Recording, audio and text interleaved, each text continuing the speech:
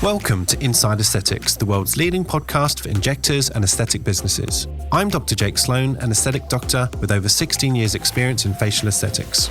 And I'm David Siegel, an entrepreneur and business mentor with over 20 years of experience in our industry. Our podcasts are aimed at industry professionals, and any information or advice given is general in nature. You should consult with a healthcare provider before undergoing any treatment. You can also subscribe to us on Patreon for on-demand content for injectable and business education. Hey guys, just to let you know, this is going to be a two-part episode. So today is part one. Things are moving quite quickly here in Australia with the regulation changes and interpretations and so on. It's a quickly changing landscape. So as soon as Jake gets back from overseas, we will be recording part two. So stay tuned and hope you enjoy part one. We're back in the studio. We're back. Busy Wednesday today. Has been busy. We've been meeting with potential partners to, I guess, enhance what we're doing with Patreon and people that are important stakeholders in this industry that we're aligned with in terms of where we see it going and what it is we stand for and trying to elevate things together. So it's been an interesting day. We've been all over the place. Absolutely. And our podcast is going that direction as well with our guests. Correct. Absolutely. So what have you been doing on Patreon? So this week I've actually recorded with an HR expert. Her name is Susie. She's from Queensland and she's actually a friend or colleague of one of our Patreons, Lisa, who was on last week's Patreon content talking about an HR issue. And so we had a lot of people sort of discussing HR in general, human resources. And specifically, we're talking about the challenges of staff, how to deal with hiring, firing. We've got a lot of regulations around what you can put in contracts, what you can't put in contracts. And so even if you're in Australia, if you're not within Australia, obviously we're talking about HR law in Australia. But even if you're abroad, a lot of these HR principles and how to deal with conflict with staff or avoid conflict is something that you'll probably find quite useful in your business. So it's good to get, I'm not an HR expert. I've just sort of learned a bit about HR from just dealing with staff over the years. And so I think it'd be really interesting for people that have businesses or looking to hire people or have existing teams, how you navigate things like disciplinary action if you've got conflict within your team itself, if you do need to remove someone from your business. So I think there'll be a lot of interesting hints and tips in there for people. Sadly, that's quite common, I assume. Yeah. What about you with Inject? Anything? Yes. I don't know how this came up, but I decided to share how I do my anti-wrinkle records, as in my patient records, because everyone does it differently. Yeah. And I've sort of come up with a way of making it efficient, but also making sure you never miss anything. Right. So if you want to know more, join our Patreon. Yeah, absolutely. And how do they do? They can do a 7-day free trial? They do, yes. So you can check it all out for free. I'm giving it away for free. Yes. There we go. And the link, you'll find it in our bio. Just look at the bottom of the podcast description. Excellent. So, news out of the way. Today we are talking about regulations, and this is specific to Australia at the moment. So this is a fairly hotly discussed topic in our groups, and I know people outside of our community are talking about what's happening in the space because we've had a couple of big changes in the last sort of 12 months and one as recently as a couple of weeks ago. Yeah. And so we thought we'd bring on a couple of experts from, I guess, the cosmetic physician side and also the cosmetic nurses side just to sort of get their opinions and perspectives on those regulations. Are they good? Are they bad?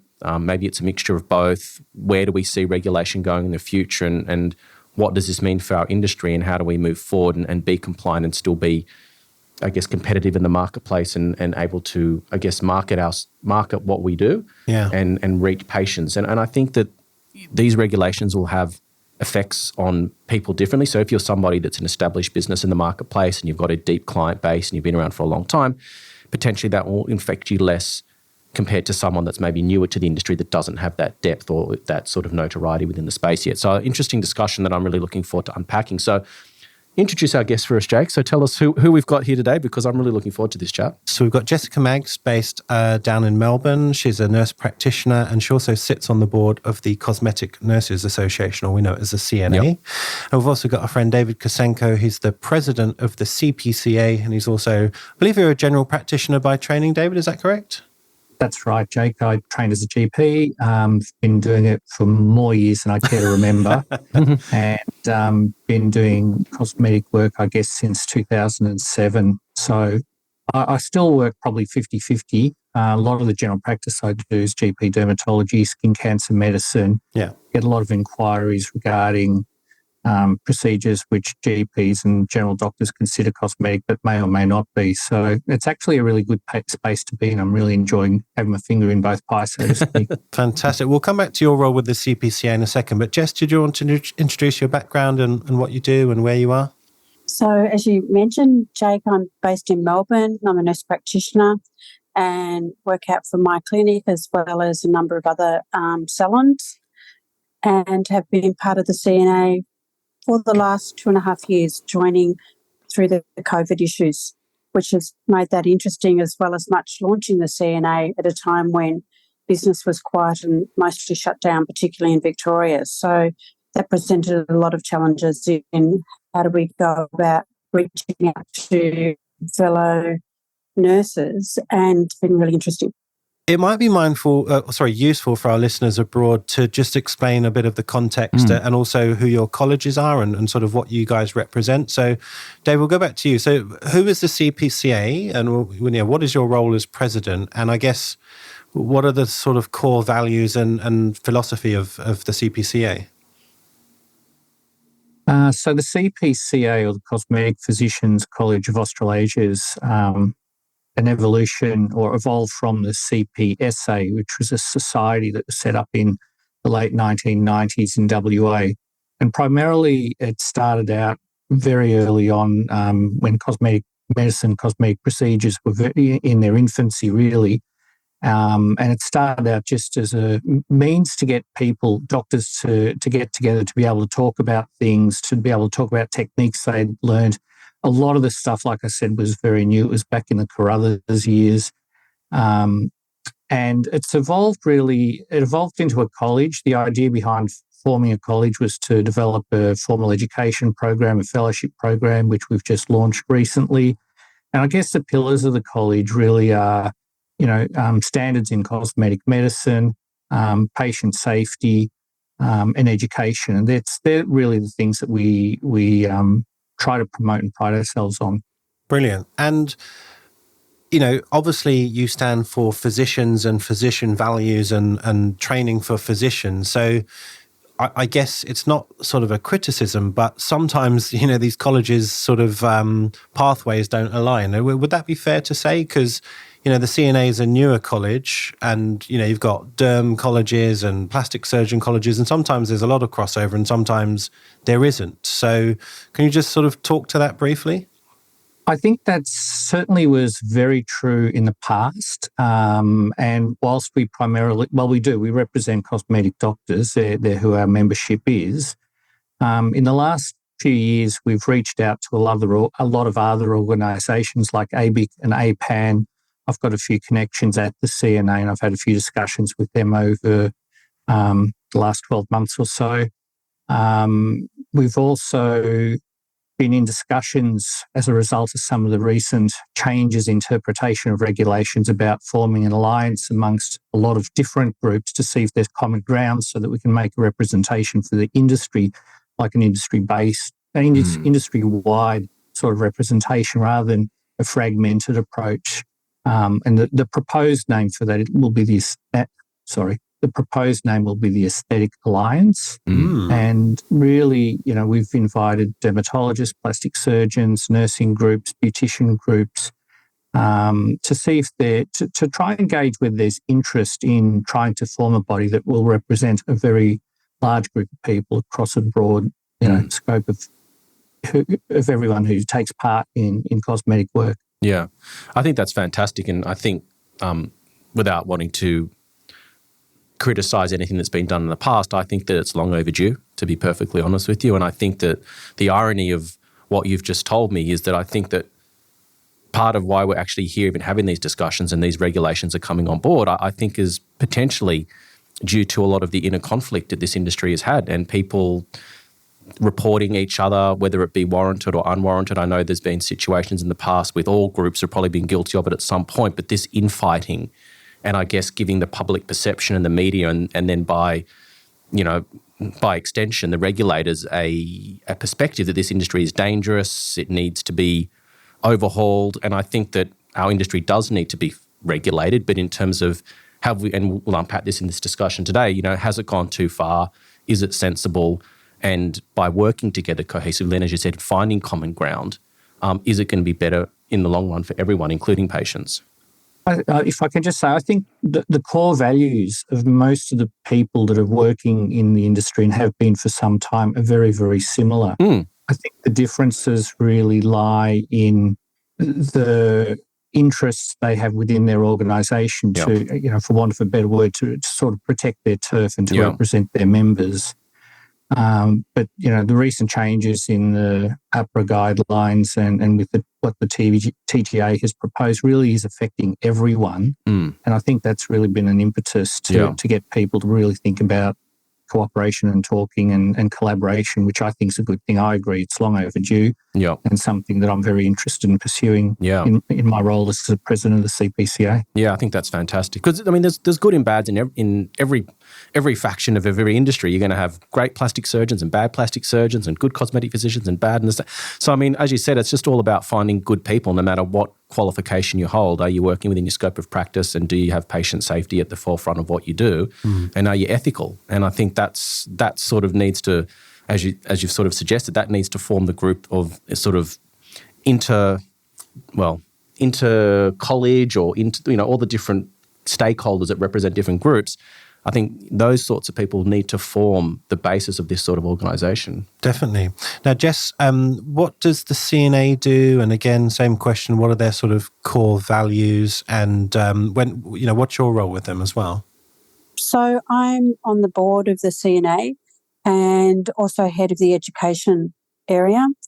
And I think what we're really representing is nurses within the cosmetic sector and looking to unify us, again, taking the same comments along, of unifying a very broad range of how people work with the prime focus of patient safety and ethical working, as well as tuning to a very high level of training, understanding and education. So that's what we're trying to bring together within this industry. And as we've commented, it is very fragmented and many different stakeholders working in very different areas. And I think coming together more as a college is really important, particularly at this time.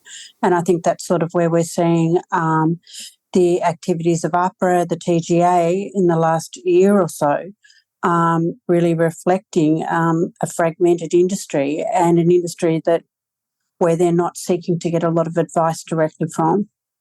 So I see that as an important role of the CNA, trying to work with these health agencies to be able to advise them appropriately and, of course, to maintain patient safety and ethical workmanship.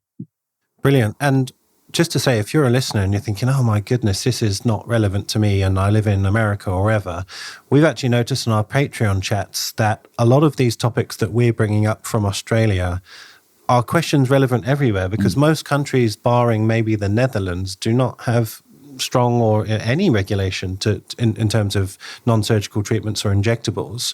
And we have found in some of our debates, just sort of privately, that even if you're just a business owner, forget being an injector, but you're in this industry, you might start questioning why you do things and how you do things. And,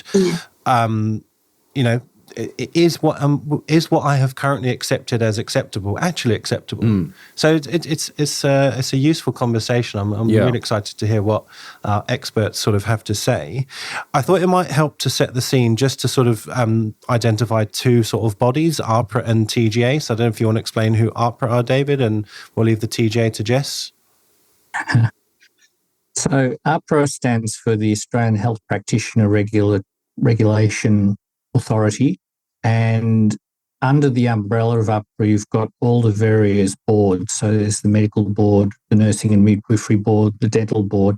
Basically, anyone who works in a medical, nursing or paramedical space will have a board which is under the AHPRA umbrella.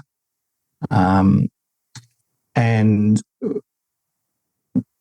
being a doctor, I'm directly guided by the Medical Board of Australia, but the Medical Board of Australia reports to AHPRA, and I guess, there's often a bit of confusion as to where the guidelines or recommendations come from, but they're really one in the same. It's like a lineage, I guess, from AHPRA down. I guess that's the simplest way to try and explain it. Yeah, and so what is AHPRA's role? What do they do and relate it to doctors, I guess? So AHPRA tasks the medical board with ensuring the setting of standards, guidelines, which I think is a bit of a misnomer because if you breach guidelines, you're actually in breach of the law, and you can go before the medical board and things can happen, which are very unpleasant. But they also look after things like patient safety, complaints. So there's a huge array of things that they do. Really, anything to do with regulation or guidance within the medical, field is controlled by the medical board. Well, by AHPRA through the medical board. Yeah, Right. Fair enough. So AHPRA are sort of the UK equivalent of the GMC. They look after professional standards of doctors as well as nurses and other paramedical professionals. Yeah. And Jess, do you want to explain to us who the TGA are and what they do? So TGA determine how goods that are brought into Australia are registered, which I think creates some confusion, particularly in our space, as to whether it's a registered topical for the beauty area or whether it's a device or whether in actual fact it's an S3 or an S4 or S2. And I think that does create some confusion in understanding as to how we go about, particularly in the space of advertising those particular treatments that pertain to those areas. And that all comes from the TGA. They've been heavily involved with advertising, particularly recently, with more changes to come. And I guess difficult in dealing with to get a clear directive as to whether this is okay or this is not okay, and then looking at how people within the cosmetic industry actually advertise what they're doing, which is, again, some are doing it very, very well and by the book, and others, as we know, are doing what they want to do. And again, it's a very broad way of different people taking on a different way of working.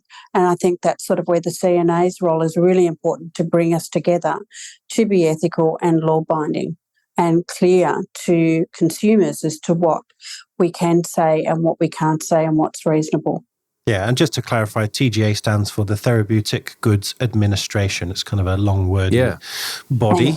But they, like you said, they manage advertising, but also what is approved for use in Australia. Yeah, so if someone wants to bring, say, a new HA filler into the market, then it needs to go through the TGA, who then will put it through its strides and make sure that it's compliant, it does what it's supposed to do, it's going to not cause harm to patients, and it's what's in the box is what's written on the label, and so on. So yeah, I guess they're sort of like the checks and balances when it comes to new products and devices coming into the marketplace. So I thought it might help to sort of try and set the scene for the last 2 years, because a few things have changed, and then something happened in December again, and everyone sort of lost their minds on Instagram in the last couple of weeks. But if we could go back to you, David, can you just sort of summarize what has happened since, say, July 1st last year?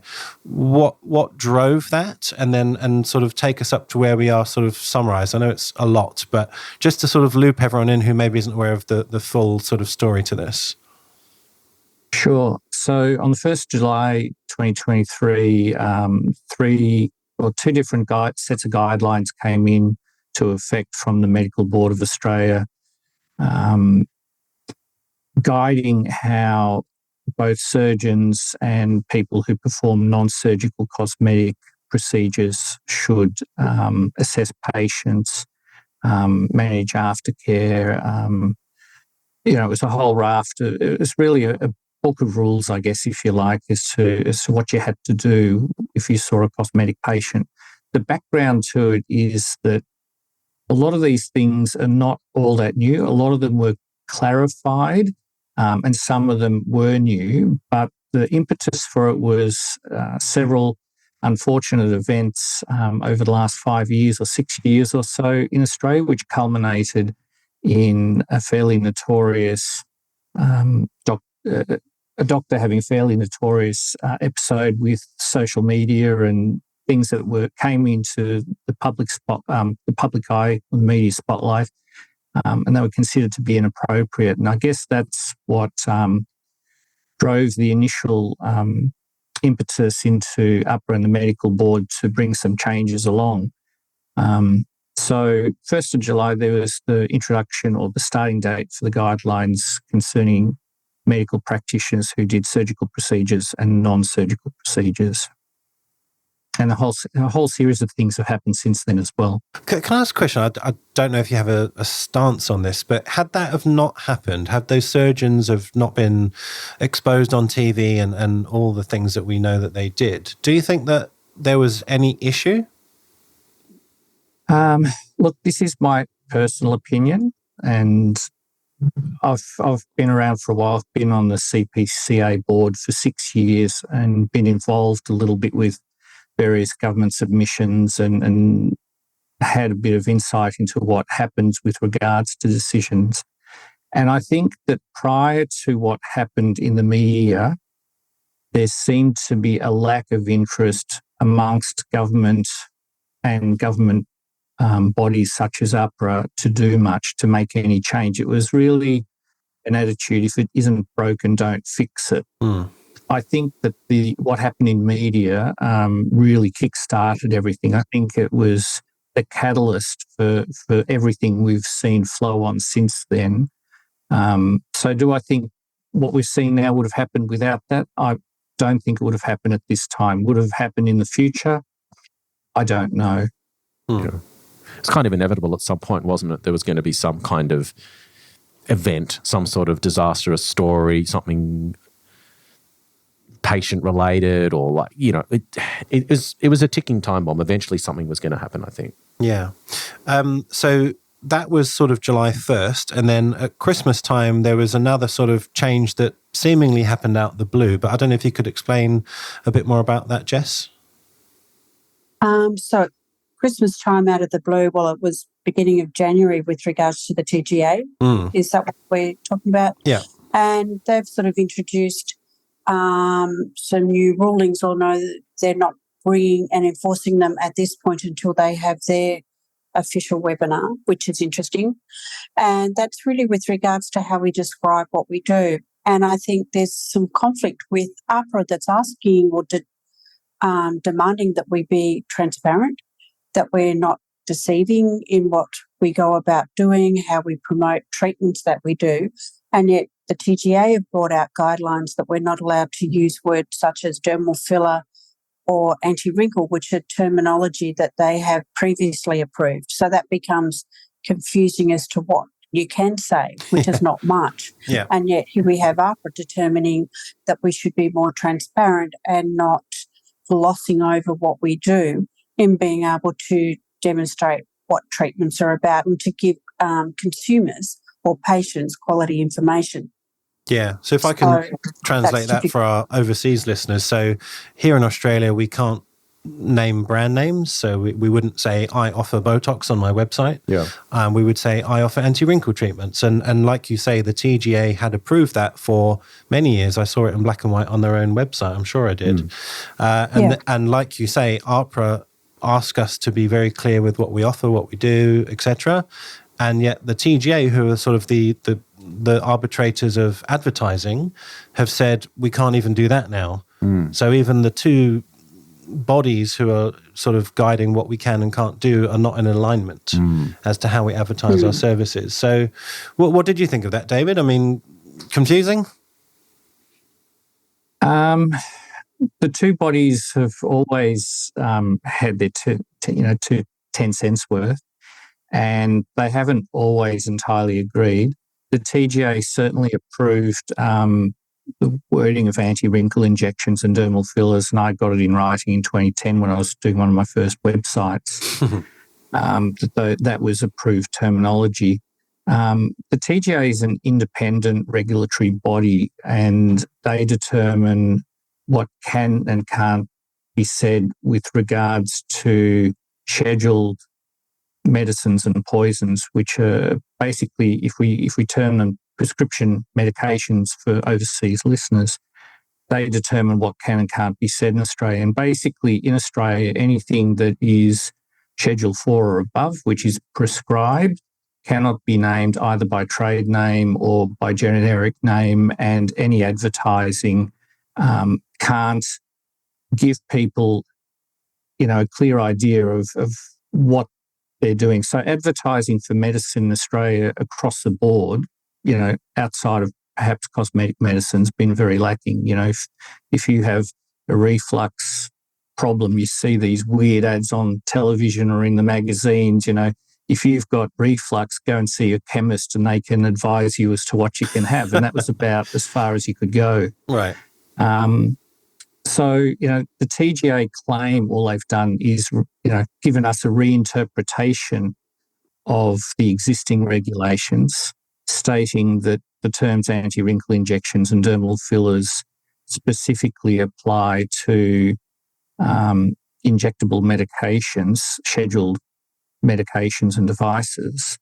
And that's why they've come up with this new ruling. Although, I've spoken to a lot of people and, if you do, say, laser treatments or radiofrequency microneedling, that could be considered anti-wrinkle. So is the term anti-wrinkle treatment accepted? It's not necessarily indicating an injectable treatment. And I guess this is where a lot of the confusion arises. That's a good point. I hadn't thought about that.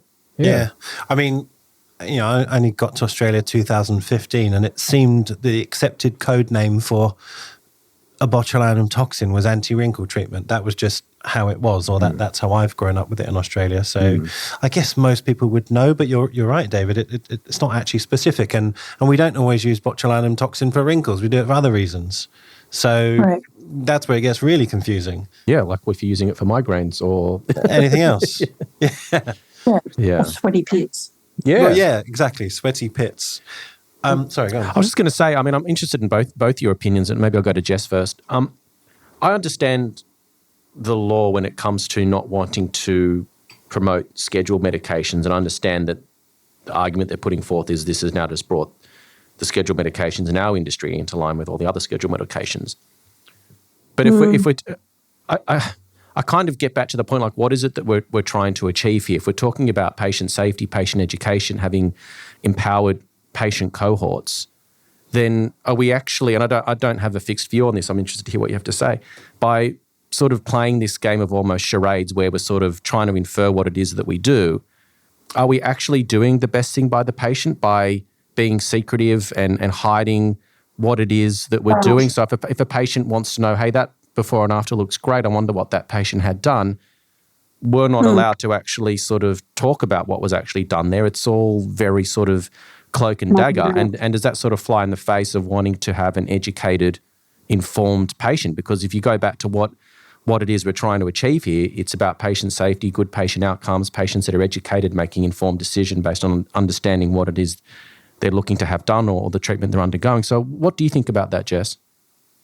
Look, a couple of things. If in terms of bringing it into line with the other sectors in medicine, I was looking at the stroke organisation, and they talk about treatments for treating strokes in quite specifics. Now, they're not mentioning a particular drug name, but they're talking about classes of drugs and what you can do. So in not being able to talk about a dermal filler, for instance, is not in line with what other segments in medicine do. Whereas we're not allowed to mention anything at all, according to the latest guidelines. And then the other part of it brings about a real, as we talk, a smoke and dagger, where I say in a lot of sites, please DM me so I can talk about what I've done. And it's almost done in a secretive, sexy way, enticing way. If now we're playing a new game to sort of guess what I've done, and are we going to have a winner and applaud the winner for guessing what treatment I've used? And that's really crazy, because that's not ethical, really, and it's not educating the consumer or the public as to what treatments you can do and what is going to be safe to do. It just skipped that whole narrative, and how can you discuss complications that can happen, or what particular medicines can do within the Schedule 4 or a device, unless you can mention what they're doing, and that's mentioning it by class, not by name. Yeah. I don't know how to approach that. How can you discuss, if you have a migraine, here are some options. And you can mention it very broadly, not just about anti-wrinkle, which is a ridiculous word to use for that. But there are many other types of drugs that you could also be considering, but you're not allowed to have a discussion about that at all. So then the general public remain dumb, if you like, or dumbed down in their quest for knowledge. Yeah. And this is part of our way of living now, particularly with the internet and the explosion of it within the last 10 years. It's huge and it's here to stay. It's only going to get more so, where people at home are looking up to find out information for themselves before they approach a practitioner. Yeah. Yeah. What do you think, David?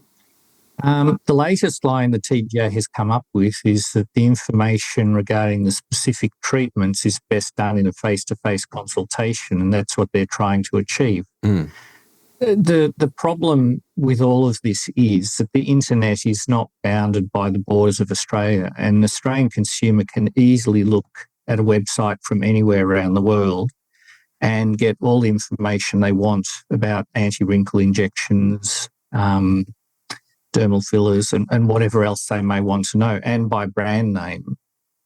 So people will often come in and saying, I read about this particular stuff, and sometimes it's licensed for use in Australia, sometimes it isn't, but they know, they've educated themselves. It's just the source of education's not from within Australia. So, from an education point of view, it's confusing as to what the TGA is trying to achieve with regards to that.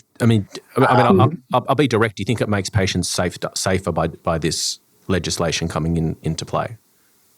I can't see how not using the word dermal filler or anti-wrinkle injection is going to affect the safety of an interaction with a patient. There's so many other factors which are far more important than whether you can advertise that or not. It's all got to do with the consultation process, the assessment of the patient, the discussion of the risks and the techniques used and the skill of the person. I think that's got far more to do with safety. Yeah. Well, some of the discussions that have been passionately being discussed in our sort of Patreon private WhatsApp groups, and these are from practitioners all over the country and abroad, so everyone's watching on with great interest. I mean, I'm hearing about practitioners who are discussing this very issue over in Europe. Like this is an issue that's sort of permeated across the globe, and everyone's watching on with great interest. In terms of making patients safer and on all the sort of levers that we can pull, I tend to agree with you, David. I think that, standardising a formal training pathway, weeding out people that, whether you be a cosmetic physician or a cosmetic nurse, doesn't really matter. If you're not acting in an ethical way, you haven't gone through a proper training pathway, you can't demonstrate competencies. To me, those are the factors that are actually going to make patients safer. And whilst I understand the laws and regulations that are being pushed through and understand the impetus behind them, I often wonder, is it worthwhile that we step back and say, well, we want to make patients safer. Well, the best way to do that is to have better quality practitioners, whether they be nurses or doctors, and how do we work together to make sure the person holding the needle is actually safe and competent, not what word can they use. So I just kind of get back to go back to first principles thinking, what is it that we are trying to achieve? And then you're talking about patients looking at things overseas. Could this sort of thing mean that people go travelling abroad for these treatments? What happens if they get a complication and they come back? Does that become an issue that lands on your doorstep, David, or your doorstep, Jessica?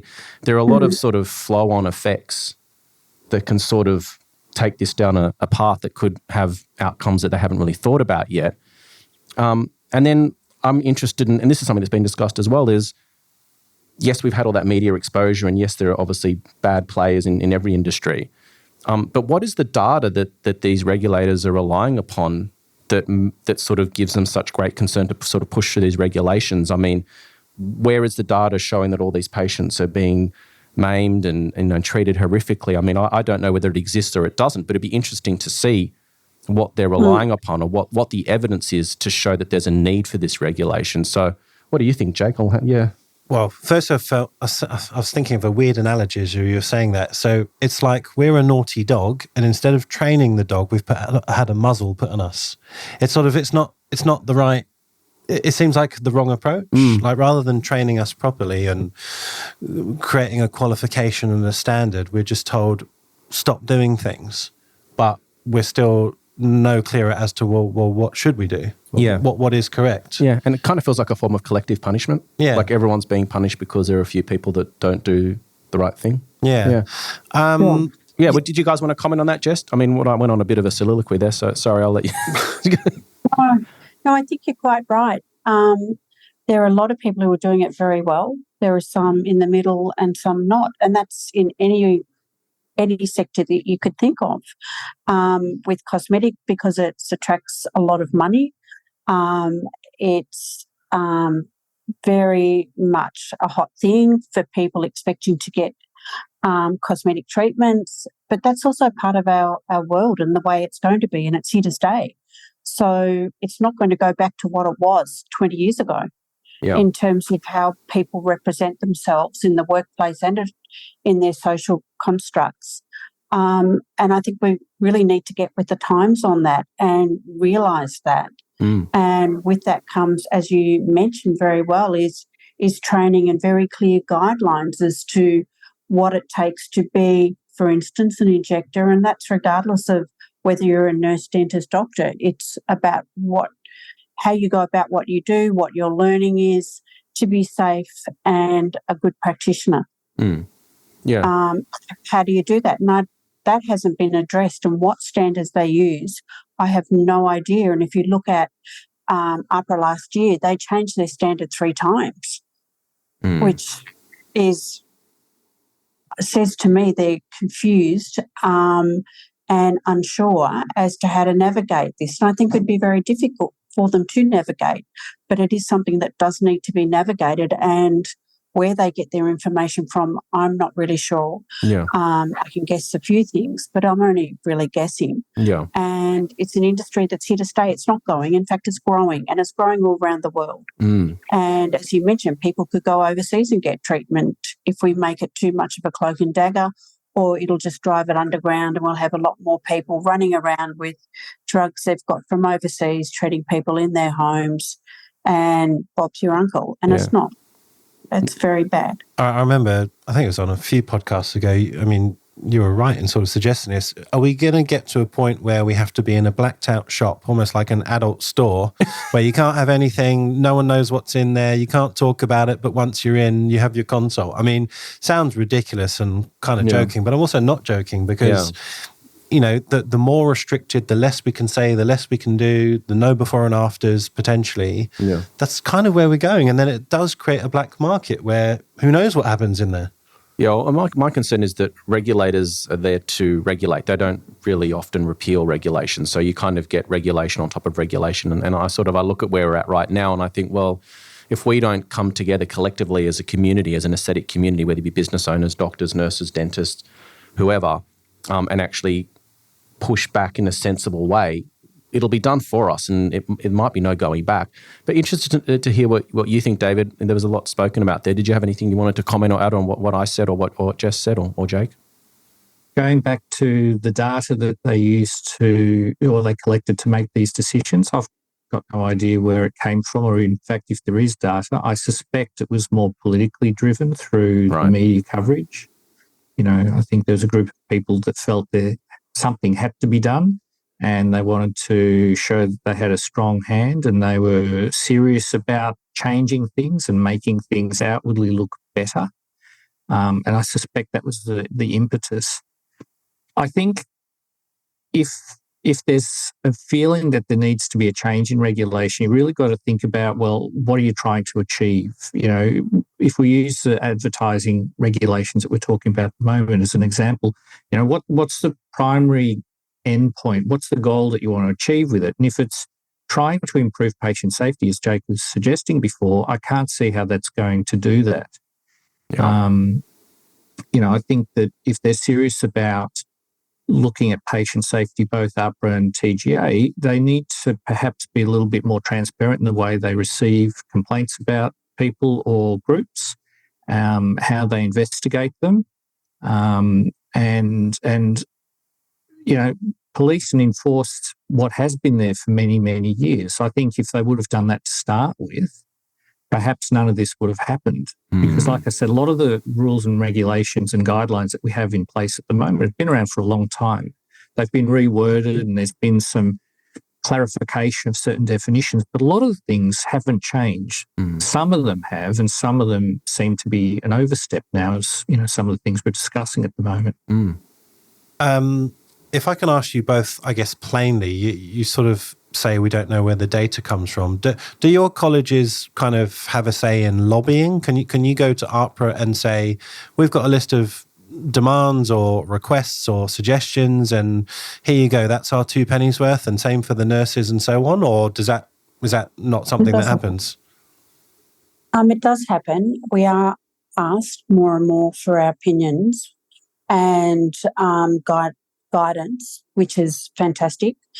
Remembering that the CNA is a relatively new organisation, 2.5 years old.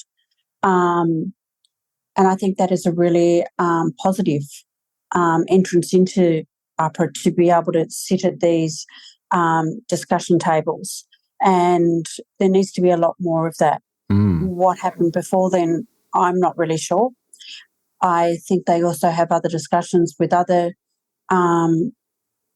more politically motivated organisations within the cosmetic space. And again, as we're talking about, we really need to come together, all of us, to be at the same table. And I think that's really, really crucial. Yeah. And crucial to be able to give quality information that's actually correct and current, that you can work with and build on as this industry will continue to grow and develop. Yeah. I think it's so important that the nurses have got a board, because you represent 80% plus of the injectors that are in the Australian industry. So I think it's great. What do you think, David? I think it's great that the nurses have representation as well. I applaud the CNA for moving forward in that space. It's fantastic and it's been needed for a long time. With regards to having input or lobbying groups like AHPRA, I'm going to show my age a little bit here, and over the years I've become very cynical about the whole process. They will produce, or they'll ask for input, public input, and then they will produce a draft, and they will tell you what their preferred draft is, and they will ask a lot of questions and invite comment.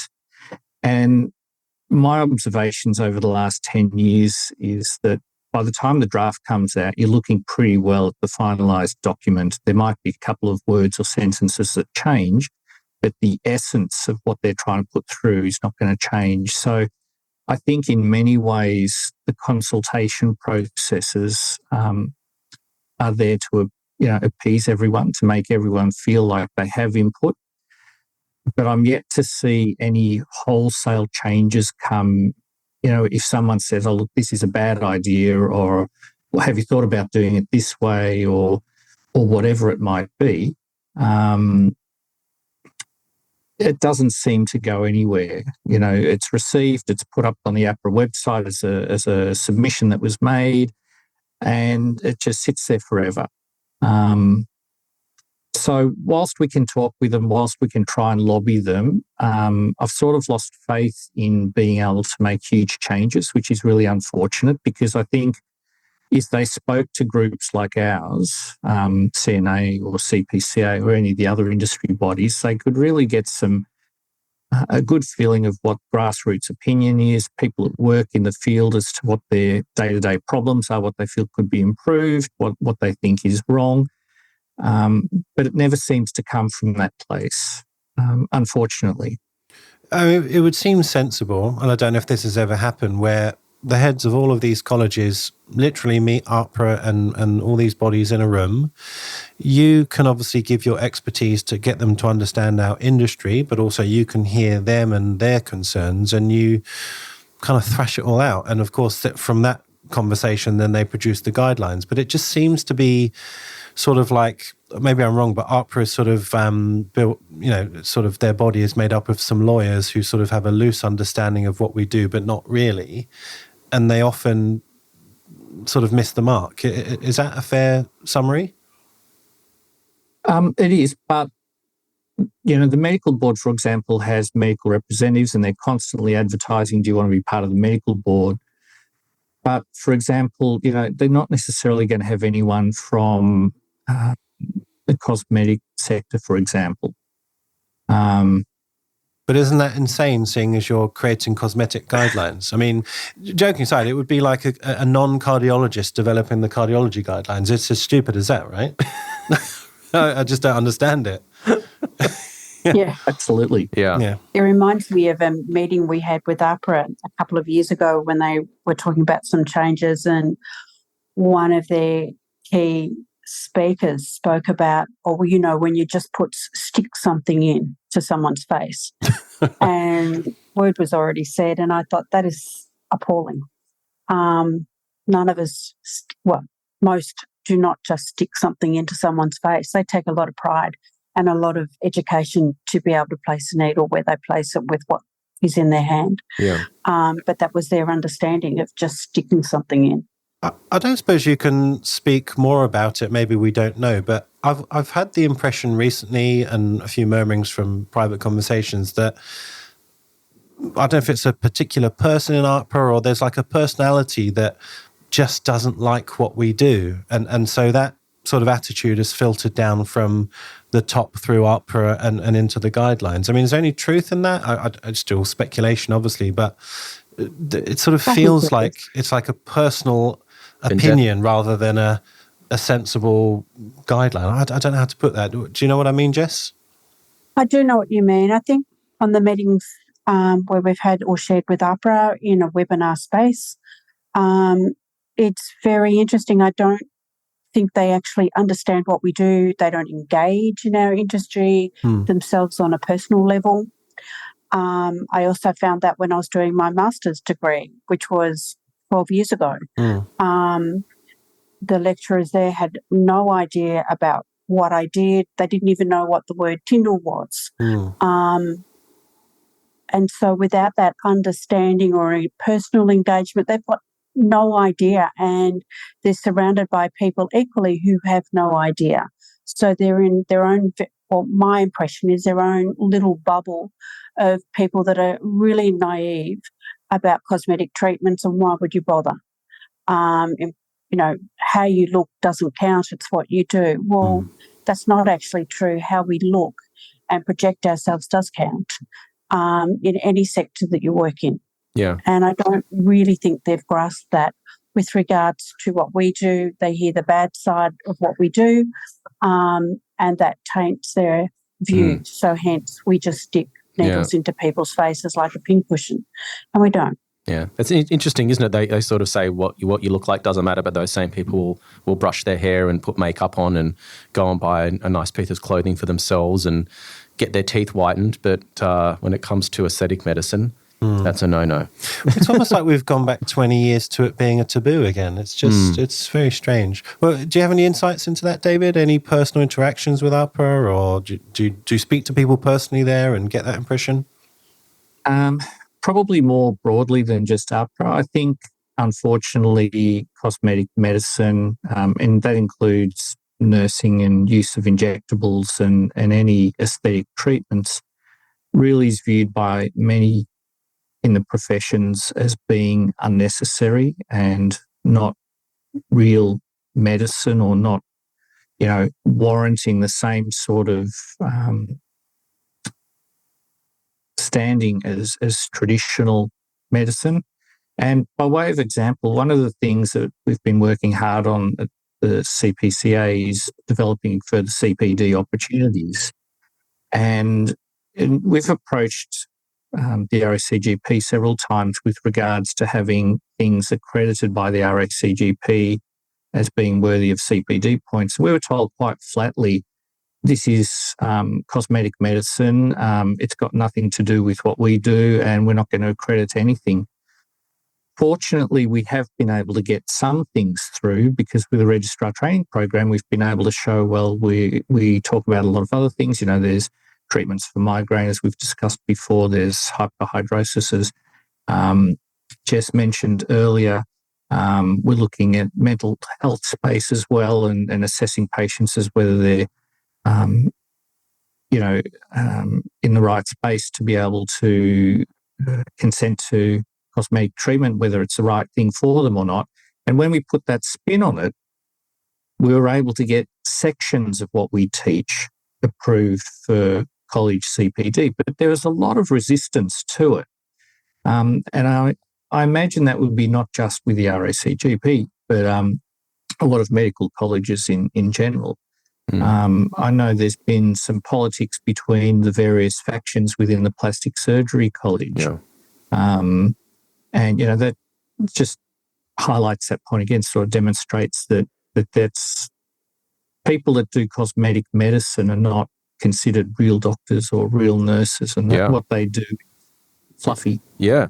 Well, actually, we've got one of our long-term podcast friends and personal friends, Penny Timberlake, coming on in a few weeks to talk about her journey, because she just finished her master's degree and became a nurse practitioner. She's working at a dermatology clinic, and she had a very difficult time right at the end of her training getting the Nurse and Midwifery Board to approve her getting the qualification of being a practitioner, because they found out that they saw her on a cosmetic website. So it even seems like the Nurse and Midwifery Board don't want nurses doing cosmetic work or not seeing the value in it as a specialty. So it's... Yeah, I'm sure Jess can speak to that. You're an NP and have been for a while, but my understanding that route has been cut off for NPs now. Yes, it's very difficult now to be endorsed as a nurse practitioner. When I went through it, I had a hell of a time going through the actual master's part of it, because the lecturers had zero idea about what I did or what I could bring to the table.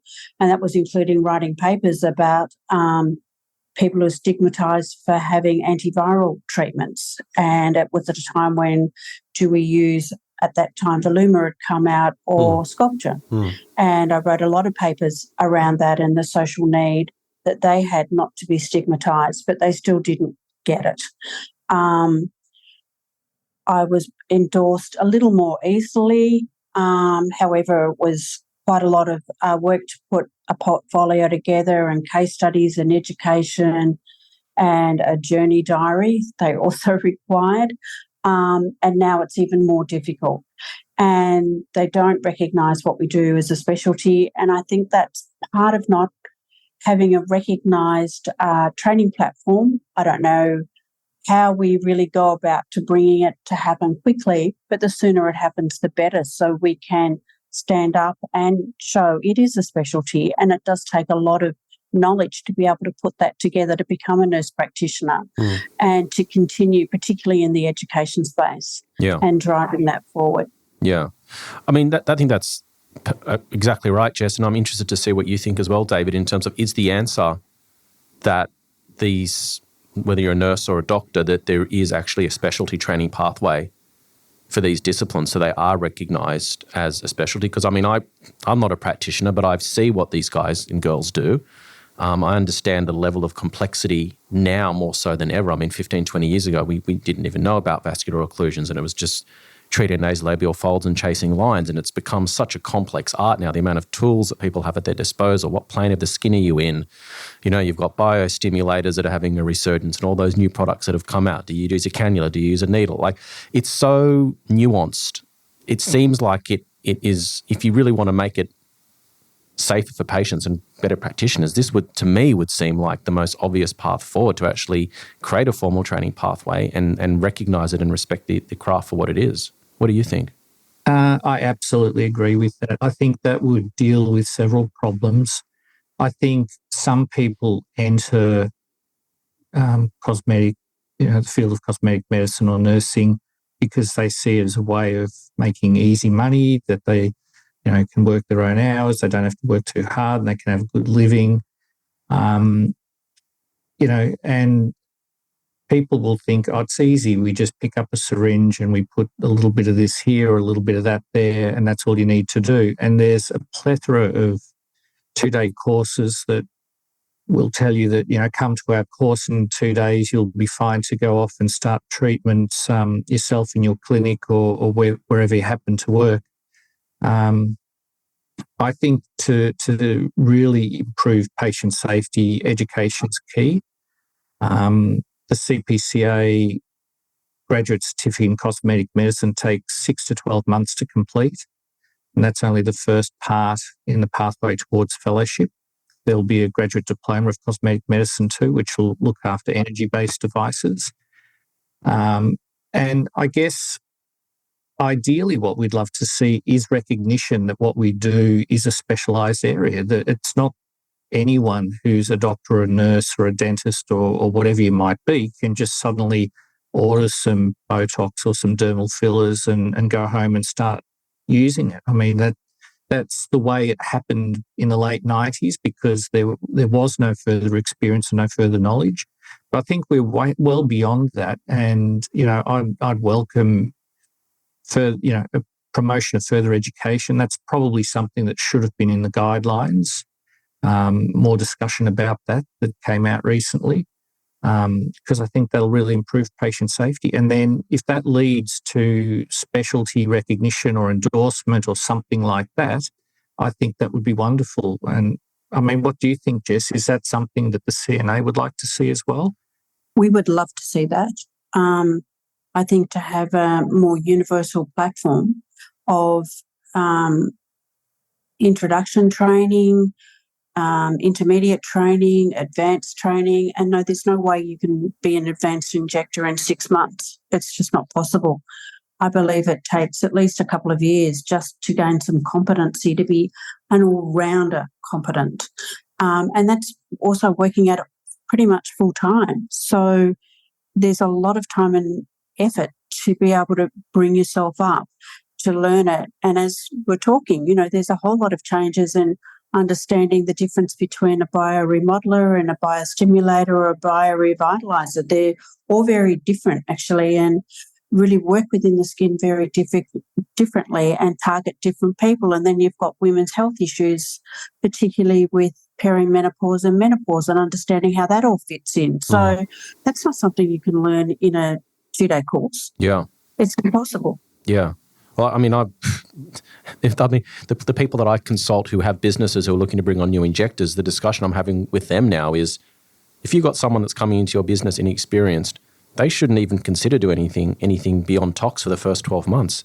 How, by the time you understand facial anatomy, see enough different ethnicities and ages and different aesthetic goals and, nuanced differences between, the way their faces animate. I mean, how can you possibly even master toxin within 12 months, let alone everything else that's expected to be done? What do you mean? You're a trainer as well, Jack. I mean, what do you... I feel like we've spoken about this a million times recently. Agree. Yeah. With all of the above. I think it's all sensible. I guess the only criticism or problem I see down the line is who's going to run the training? Who's going to be the mentor? Yeah. There's always going to be a commercial aspect to that because we all need to be paid and it's our time. And, does that person have a motivation to kind of make a bit of money for training instead of, running their own clinic? So those questions to be answered as well. But I think we all agree that, you can't do a 2-day course. I did that in 2008. I did a 2-day course. I think it was a 1-day course, actually. and I can happily hand on heart say how silly it was. So, it took me years to fully understand what I was doing. And that was part-time. I went full-time 2017. Yeah. So almost takes you 12 months to start realizing what you don't know. Yeah, absolutely. It's the Dunning-Kruger curve thing. Absolutely. Yeah. I wanted to ask both of you, so where we are now with the regulations or sort of the impending sort of reaffirmation of where we are, if you both had the authority to do whatever you like, what would you do? Like, what are your bullet points? We'll start with maybe Jess. With regards to the TGA? Yeah, well, forget the TGA. Just what do you think is sensible? Like, should we have before and afters? Because that's apparently being debated. And, should we be able to be dancing around on TikTok and Instagram? I mean, these are the things that have irritated AHPRA seemingly. So what's the CNA's stance on those things? We are in aesthetic medicine, so before and afters are important because it's aesthetic medicine. I think the before and afters, TikTok, whatever social media you want to reach out to people, needs to be realistic, not filtered and doctored and misportrayed, and not overly enticing in terms of promising to deliver a totally different lifestyle if you were to look like this, for instance. And that goes right across the board in any kind of aesthetic medicine. And then I would love to see a standardised course that we all have to sit and do. I'd be happily do that myself. To be accredited to, one, if you're going to go out to be independent, that takes a lot more, and it's a lot harder to get information as an independent, to find people that are on your team, because it's a bit more of a virtual team rather than present in an office, and that's okay. It will take a lot more to bring that all together, and I would like to see a lot more education being driven to a standardised platform, and a platform that, because of the commercial part of it, that can be replicated by a number of education agencies. So it's not held by the University of blah, blah only. It would be filtered out through a number of, and rolled out through a whole lot of different education venues. Yeah. That's what I would like to see. But what about you, David? Would you add anything on? Do you agree with that? Do you not agree? It's such a difficult question to answer. And I guess as I was listening, I was trying to think of a good analogy. And I guess a great analogy is perhaps the use of, drugs in sport. Where do you draw the line as to which medications can be used in drugs? What's considered to be performance enhancing? And similarly, if you look at advertising in the cosmetic space, I think, advertising can be informative and can be educational, and before and afters are exceptionally useful for people to get a feel of what can be achieved, as long as they're realistic, as long as they're not doctored, as long as people get given a real expectation of what sort of result they can see from a treatment if they have it themselves. Because there's always the risk to go overboard, that you can have people with fancy cars and splashing the cash and dancing the dance and stuff like that, and glamorizing it. And then it starts to take away from the information and educational value and becomes entertainment. And that blurring of lines, I think, is one of the catalysts that caused a lot of the regulatory bodies to look into advertising in general. So if I go back to the drugs in sport, how much do you allow? How much don't you allow? There has to be rules and regulations as to what's okay and what's not okay. It's really hard to know where to draw that line and how to actually frame that so that it's workable and enhances safety and keeps patients safe. I mean, using the example of before and afters, up until, January, the TGA had pretty clear guidelines about what was acceptable and what wasn't. So, again, that hasn't changed apart from now the TGA, they haven't quite said it yet, but it's felt that they might even ban before and afters altogether. So why don't they just implement their current guidelines, and if you breach them, then you get in trouble? But why do we have to get rid of them? I don't understand why we need to change the rules. Just apply the rules. It doesn't seem to make sense. Jake, maybe they're making an excuse for why they haven't policed or enforced their current regulations by introducing more. I don't know. Well, it's easier. I guess it's for them. It's easier to not police it and just say you can't do it. I mean, maybe that's their attitude. I don't know. But I mean, like you say, as long as you had maybe some standardized way of describing a before and after, and some standardized disclaimers of everyone is bespoke and you need a consultation and blah, blah, blah. We don't promise, magic. I think that would be reasonable and everyone would agree that seems sensible. But just to ban it completely makes what we do more mysterious and less understandable. And at what point do you sort of say if someone is of age to get a tattoo, to smoke, to drink alcohol, to drive a car, like at what point are you considered an adult to make your own informed decisions? Yes. Like, so where does that line, where does that exist? Well, it almost seems to be the stumbling block or the thing making this difficult is because we use medicines. It's that law that sort of creates, AHPRA and the TGA sort of enforcing, well, this is a medicine, you can't talk about it. And therefore it's sort of creating this creating this roadblock. Whereas, like you say, tattoos aren't illegal or smoking isn't illegal. You just have to be an age and you can make a decision for yourself. Yeah. But because it's medicine involved, the law says you can't talk about it, and therefore that is creating the difficulty. So can you ever see a point where they actually maybe relax that and say, well, actually, if we can just talk honestly about this, then it removes all the problems? The thing that strikes me is that there's inconsistency there. So if I use a device and not an injectable, then the TGA doesn't seem to have a problem with me showing befores and afters as long as they're consistent. Yeah. You know what I mean? And I can say what I've done. So to me, it seems like they're disallowing one area because it refers to a scheduled medication. I sort of went through what their reasoning behind that was. But in other areas with a lot of other treatments that we all do in our clinics, whether it's high-intensity focused ultrasound or radiofrequency microneedling or IPL or laser or whatever, that seems to bypass all of this anyway. Yeah. So you can show some things clearly and talk about them and explain them, but you can't show other things. Well, you could even go as far as something that's benign as laser hair removal. I mean, they're called medical grade lasers. They're providing a cosmetic treatment that shows a distinguishable before and after photo. Does it still cause third-degree burns? Actually, I owned clinics in the laser industry for over nearly 15 years.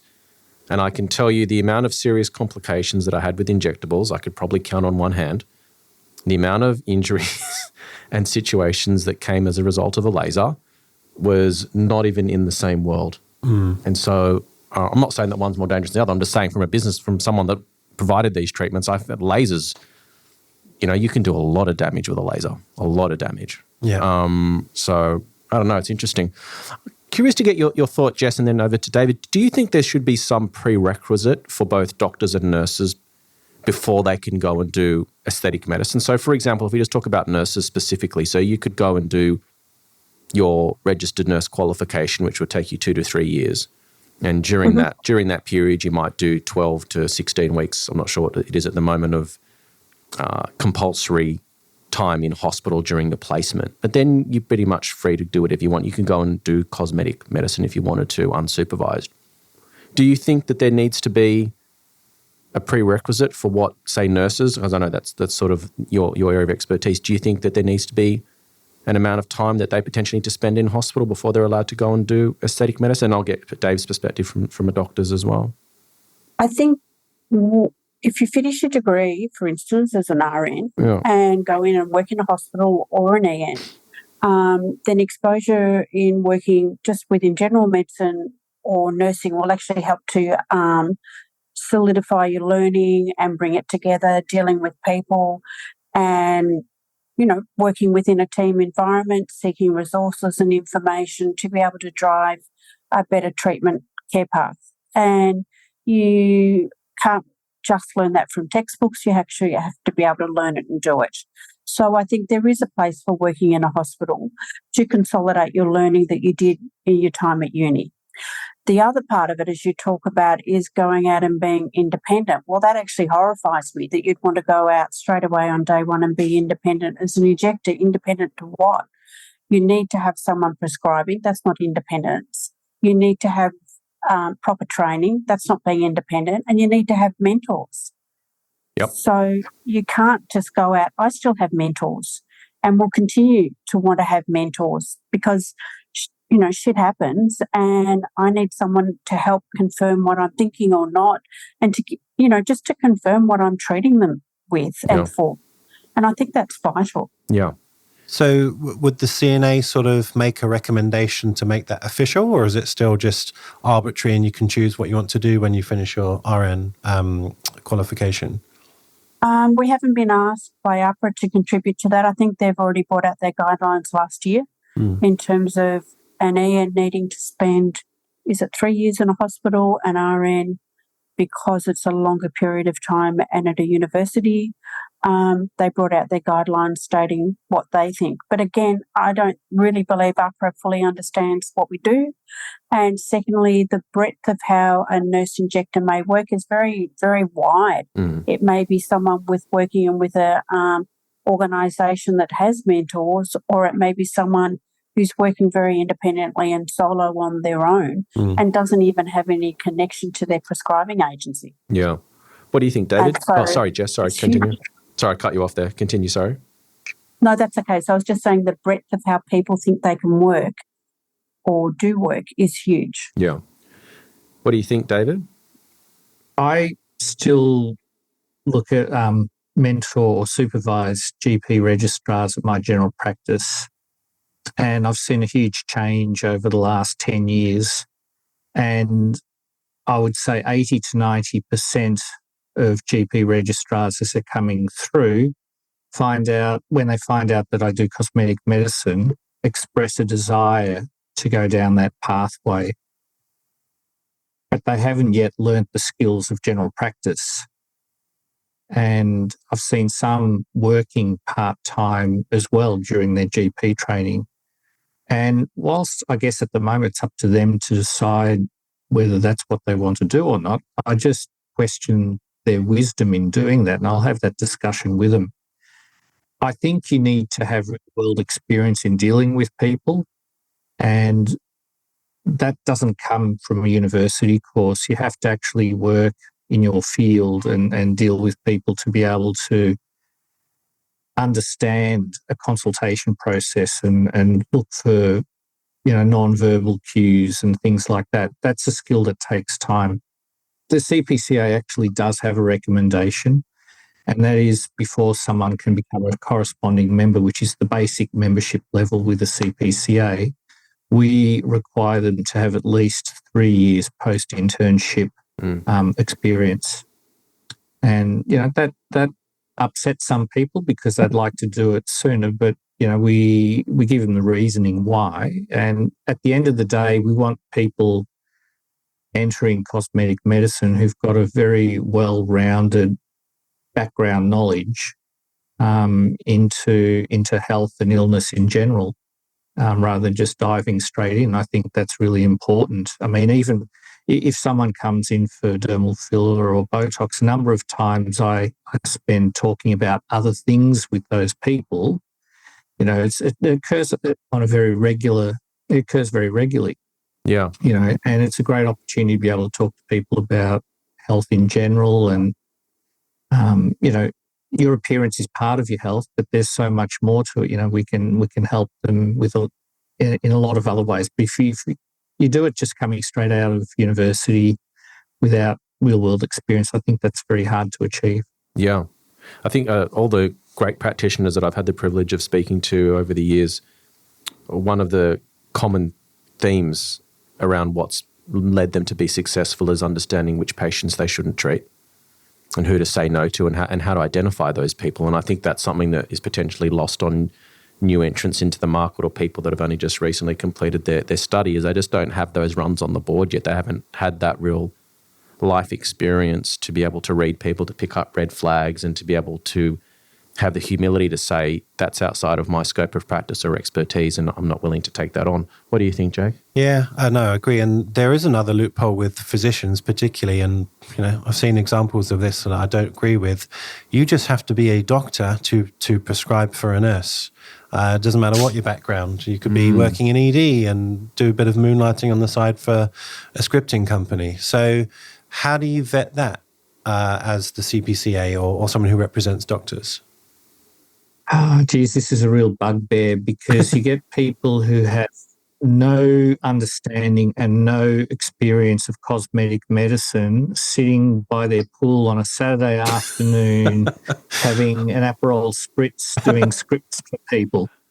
That's my vision anyway. I don't know if that actually happens, I'm sure those examples have happened. The thought of prescribing something that you have never used yourself and you have no understanding of how it works and what the possible complications could be absolutely horrifies me. Yeah. But I know it happens. How do you get on top of that? I have no idea. Public education, I guess. Do you restrict the ability for certain people to prescribe certain things? That's very, very difficult in any of the medical, dental fields. I really don't know what the answer to that is, but that's certainly a big problem. Yeah. I think. I think there'll be a landmark case that will probably shift how this goes moving forward. So you'll have a situation where a patient will get a horrific complication.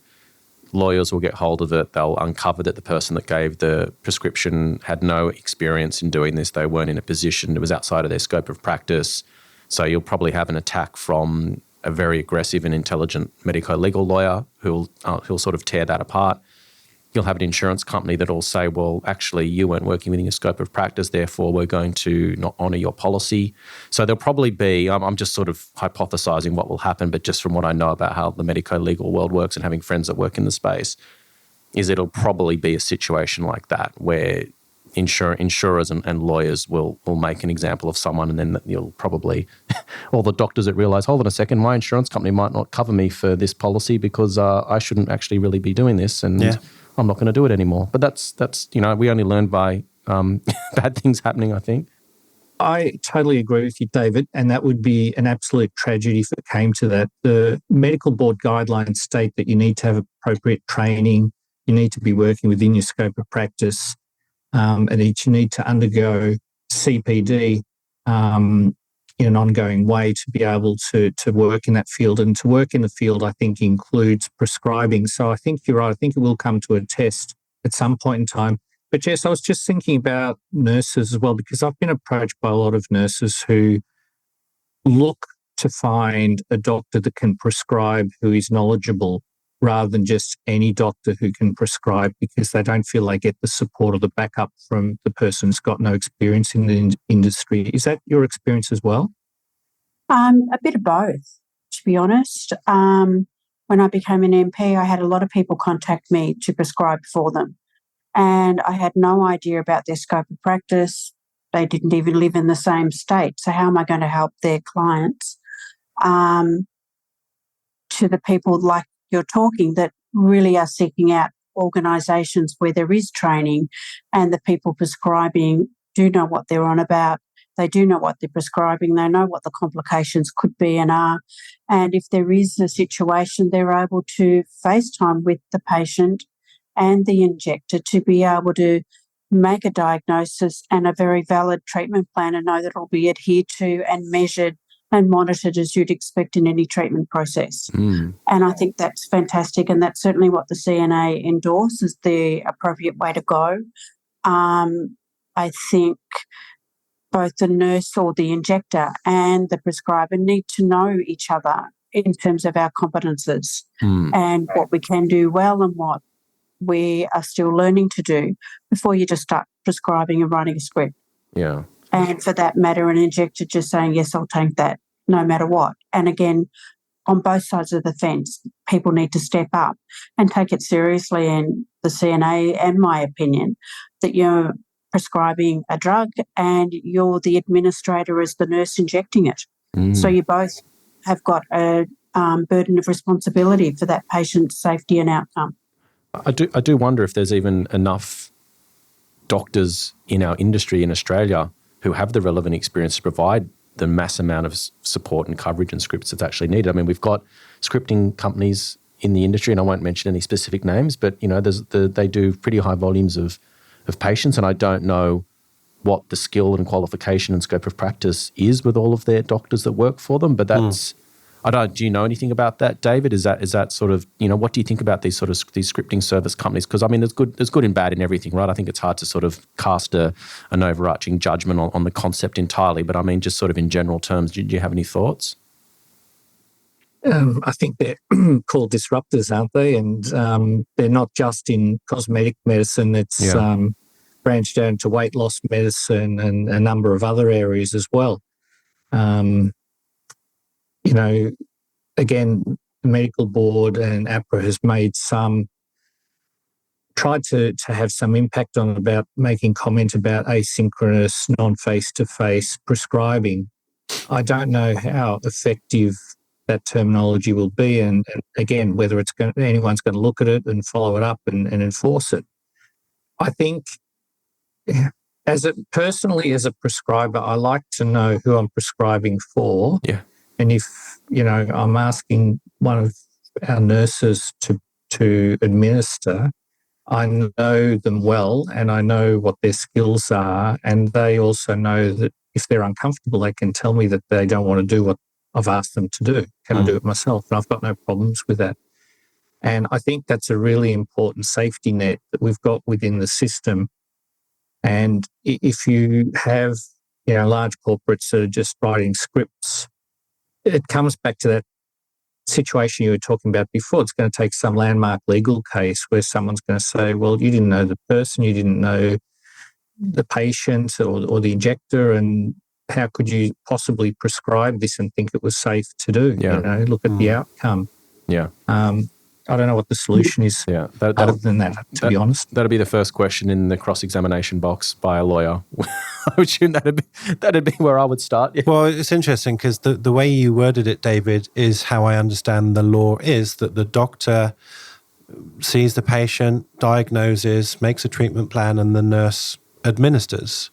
That's how it should be. But my understanding in real life is that the nurse sees the patient in the room, makes a plan, calls the doctor, and effectively says, this is what I'm going to do.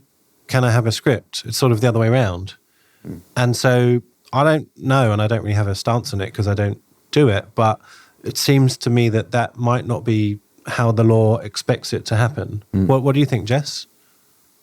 I think that's sort of with the whole area of telehealth, isn't it, as to how you manage it. I personally believe both are accountable for the burden of what's going on. Yeah. The nurse is with that patient and the person prescribing is called in at the last minute, if you like, after, as you mentioned, a treatment plan is developed. And I think that treatment plan probably needs to be outlined in a lot more detail with the prescribing practitioner, so they're both on that same page as to the appropriateness of it for that particular patient or consumer. Yeah. And then to bring the consumer in to own their health, because it is a patient-centric environment. This is what we can do. Are you in agreement? And here are the pros and cons. Yeah. And that process takes a lot longer than a 2-minute Skype session. Yeah. You just can't do it. And then you get the collision between commercial pressures and realities and large corporations owning businesses, and every minute needs to be accounted for. So all of a sudden you've got a high volume chain clinic, for example, that needs to see 15 to 20 Botox patients a day to be profitable. How are they going to reconcile that when all of a sudden the patient interaction now has another 15 minutes added onto it? And that's, I think that it is what it is, but that's going to be where a lot of these businesses, I think, are going to struggle if it goes down that path, and it probably should go down that path. But I just think this is where you're going to have this sort of collision course between commercials and medicine. And by the way, just to elaborate what I was saying about the nurse and the doctor interaction, that also relies on the doctor, just like David said, of being experienced and understanding what they're doing. They can't just be writing scripts. So, a nurse can be incredibly articulate and fully understand the plan and suggest it to the doctor, but the doctor also has to understand what the hell's going on. So it's a two-way street. It is both bear the responsibility of, agreeing on that plan and obviously the nurse actioning that plan. So it goes both ways. Both the nurse and the doctor have to be trained and do the right thing. Yeah. Yeah.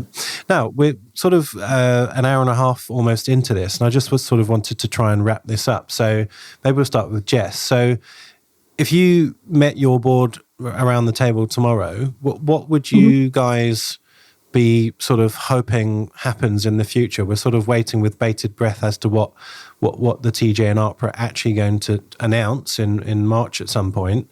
So what do you think's going to happen, and what do you want to happen? Two different things, I guess. I'm hoping or wanting to get, particularly with the TGA, some clarification with regards to their latest statement. And it even goes further down into drugs, if you like, or injectables that aren't a prescribed one. And a lot of the biorevitalizers fit into that area in terms of how you treat that for advertising. And that hasn't been considered, and we've actually asked and still waiting for a response. So I'd like to see greater clarity about it. I'd like to see an appreciation that it is aesthetic medicine, which we're showing befores and afters appropriately is a positive thing, particularly for public health, and to be able to educate the public appropriately. And I would also like to really see AHPRA and the TGA working together so that we have a very strong forward way, or a way to go forward, not to have a divide between one says this, one says that, and for the CNA to have a position with both of those agencies in driving better outcomes, both for injectors as much as for the patient. Yeah, I think we've already asked what you want, David, but what do you think's going to happen? I guess I echo what Jess said in many ways. I guess what I would like to see, what I think will happen is that with regards to the new draft AHPRA guidelines, I think that what we see in draft will largely be what comes into effect after the consultation process. I'd be surprised to see wholesale changes. With regards to the TGA, I have no idea. Like I said, they're an independent regulatory body and they can just make up rules as they see fit. But what I would like to see is more industry consultation. You know, what I would hope to see is that groups like the TGA say, we've got a problem here.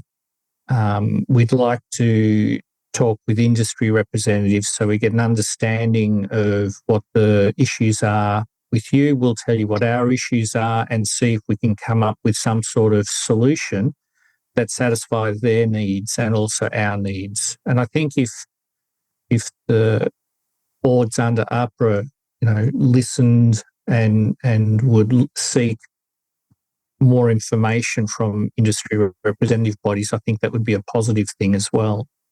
So that's what I think will happen, and that's what I wish would happen. Yeah. Hopefully that answers. So, yeah, no, it's great. So you mentioned right at the start there may be some sort of cosmetic alliance, I think you called it. So where do you go from here? How do people get involved with that, and what's the actual plan? Okay, so this had its roots way back in 2018 where we tried to set up the Cosmetic Medical Alliance. And this was pre-Zoom, and ultimately it didn't succeed because of the difficulty in getting people from all over Australia meeting at regular intervals. We were trying to piggyback it onto conferences and things like that. And it worked for a little while, but ultimately it didn't succeed. Like I said, there's been this issue with the TGA recently, and everyone in the industry is affected. And so I've been approached by a number of organisations, many of which are non-medical organisations, seeking or looking to see if we can work together to try and come up with a consensus that we can put to the TGA, and hence the idea behind the Aesthetic Alliance.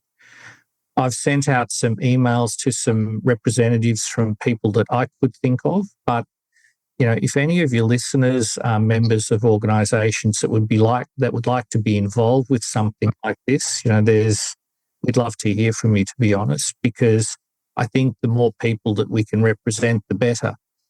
Whether it'll succeed, I don't know. It depends on the interest that people have in collaboration and trying to make a unified representation to groups like the TGA. But potentially that might be a mechanism by which we can influence a lot of the regulatory bodies, whether it be AHPRA or TGA down the track. Yeah. And I should add that this is not going to be owned by any one group. I mean, I've sent out the initial letters because I was, for whatever reason, a point of contact.